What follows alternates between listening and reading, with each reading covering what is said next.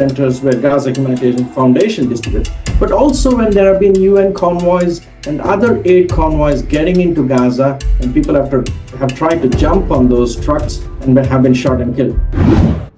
Pemerintahan Netanyahu dikecam warganya sendiri karena sengaja membuat warga Gaza kelaparan. Aksi demo digelar di pusat kota Tel Aviv dengan membawa foto anak-anak Gaza yang kelaparan. Para pendemo juga membawa karung yang berisi tepung sebagai bentuk kemarahan. Diungkap Kepala Rumah Sakit Al-Shifa di kota Gaza pada Selasa 22 Juli, sebanyak 21 anak dinyatakan meninggal dunia akibat kelaparan dan malnutrisi di jalur Gaza dalam kurun waktu 27 jam. Sementara setidaknya 15 orang termasuk seorang bayi berusia 6 minggu meninggal kelaparan dalam 24 jam terakhir. Ketika gambar-gambar anak-anak Gaza yang kelaparan hingga serangan brutal yang disengaja saat rakyat Gaza mencoba mendapatkan makanan menyebar ke seluruh dunia.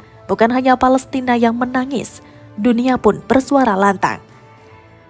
Vatikan mempertegas sikapnya merespon agresi brutal Israel yang makin bengis belakangan, hingga Paus Leo XIV menelpon Presiden Palestina Mahmud Abbas untuk membahas situasi di Gaza dan kekerasan di tepi barat. Respon ini keluar terutama setelah Israel membombardir satu-satunya gereja Katolik di jalur Gaza, Gereja Keluarga Kudus atau Holy Family Church, pekan lalu hingga menewaskan 3 orang. Paus Leo XIV langsung buka suara dan mengutuk serangan Israel tersebut. Ia bahkan mengecam langsung kebiadaban perang dan penggunaan kekuatan secara membabi buta dan secara eksplisit menyebutnya serangan oleh tentara Israel. Paus Leo XIV juga menekankan pentingnya memberikan bantuan kepada mereka yang paling rentan terdampak konflik dan memastikan masuknya bantuan kemanusiaan secara memadai. Hal ini menandai perubahan nada Vatikan yang lebih tegas dalam mengutuk Israel. Dalam beberapa bulan terakhir, kebijakan yang dijalankan oleh pemerintahan Netanyahu terhadap Gaza semakin brutal. Blokade total diberlakukan. Makanan, obat-obatan, air bersih, bahan bakar, bahkan bantuan kemanusiaan dari lembaga internasional ditolak masuk atau ditahan berhari-hari di perbatasan. Tak ayal Gaza menjadi penjara terbuka terbesar di dunia, tanpa akses keluar, tanpa pasokan masuk, dan tanpa harapan.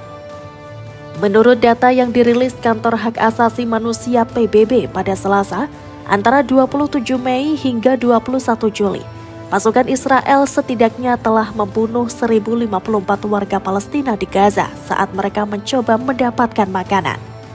Menurut data itu, 766 dari mereka tewas di dekat lokasi GHF yang didukung Amerika Serikat dan Israel, dan 288 orang tewas di dekat konvoi PBB atau organisasi bantuan lainnya.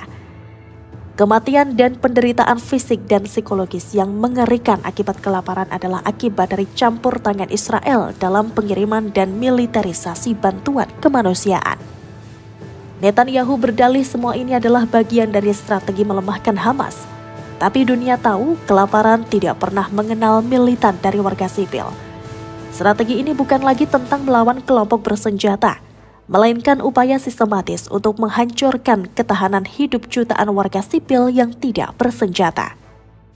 Kelaparan sebagai senjata perang sudah lama dikutuk oleh hukum internasional. Konvensi Jenewa secara eksplisit menyebutkan bahwa menahan akses terhadap kebutuhan besar penduduk sipil adalah kejahatan perang. Tapi Netanyahu tetap bersikeras, seolah-olah kelaparan adalah harga yang pantas dibayar demi keamanan Israel.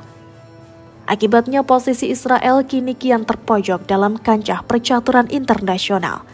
Puluhan negara yang sebagian merupakan sekutu lama Israel belakangan melayangkan kecaman keras terhadap negara Zionis tersebut.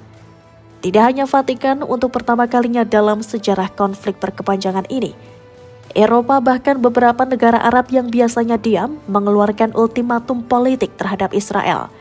Jika blokade tidak dihentikan dan bantuan tidak segera masuk, hubungan diplomatik akan dibekukan.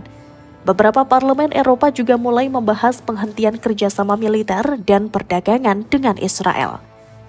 Uni Eropa menyatakan tengah menimbang semua pilihan yang tersedia jika Israel tidak memenuhi janjinya untuk memfasilitasi bantuan kemanusiaan di Gaza. Ini ancaman terkeras blok negara-negara tersebut untuk Israel yang telah 2 tahun melancarkan genosida di Gaza dan menyebabkan kelaparan parah belakangan. Di dunia Arab, suara yang biasanya sunyi kini bergema.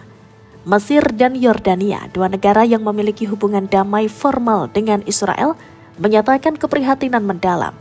Bahkan Arab Saudi yang tengah merintis normalisasi kini menghentikan pembicaraan diplomatik sebagai bentuk tekanan. Uni Emirat Arab yang sempat menjadi mitra dagang strategis Israel menunda sejumlah perjanjian ekonomi. Sementara di PBB untuk pertama kalinya dalam beberapa dekade, sidang umum mengeluarkan resolusi dengan dukungan lebih dari 140 negara yang mengecam blokade Gaza dan mendesak Israel membuka jalur kemanusiaan. Meski resolusi itu tidak mengikat, kekuatan moralnya sangat besar. Mahkamah Pidana Internasional atau ICC juga mulai bergerak. Beberapa pengacara HAM internasional mulai mengumpulkan bukti bahwa Netanyahu bisa dituntut secara pribadi atas kebijakan yang menyebabkan kelaparan massal. Jika langkah ini berjalan, ini akan menjadi presiden pertama kalinya seorang Perdana Menteri Israel diadili karena kejahatan terhadap kemanusiaan. Dalam sejarah panjang konflik Israel-Palestina, kekerasan dan penindasan kerap diselimuti oleh narasi pertahanan diri, sejarah kelam atau realitas politik. Tapi kini dunia tidak lagi menutup mata. Teknologi, media sosial, dan keberanian jurnalis lapangan membuat semua kebohongan sulit bertahan lama. Yang sedang dipertaruhkan bukan hanya reputasi Netanyahu, tapi masa depan Israel sebagai negara yang ingin diakui sebagai bagian dari masyarakat internasional yang beradab.